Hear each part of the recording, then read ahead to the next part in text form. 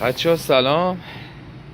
اینم تایم بالانسر و تایم موتور دوتیار، موتوری که روی پرادو، روی هایس و روی هایلوکس و اینا هستش. اول که تایم موتور رو بهتون نشون بدم، پیستون 1 و 4 بالاست. این نقطه رو من چرخوندم که ببینید. این نقطه میلنگه، روی سرسیلندم رو دنده ویویتی یه نقطه داره، روی میسباب دودم یه نقطه داره. حالت میتری پاواش هم که میبینید، دهنه 1 هم دهنه 4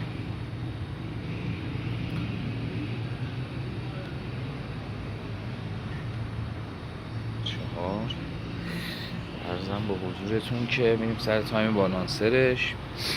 جایی که پیستون 1 و 4 بالاه، روی دنده میلنگ نگاه کنید، زنجیر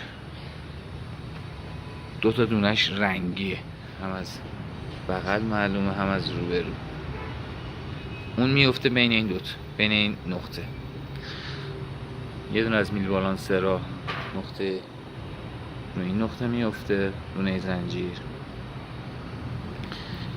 این دندم 2 نقطه هم نقطه های ریز روبروی هم میفته، یه نقطه پایینشه یه نقطه بالاشه. دونه زنجیر هم از پشت میفته دقیقاً روی این نقطه که نقطه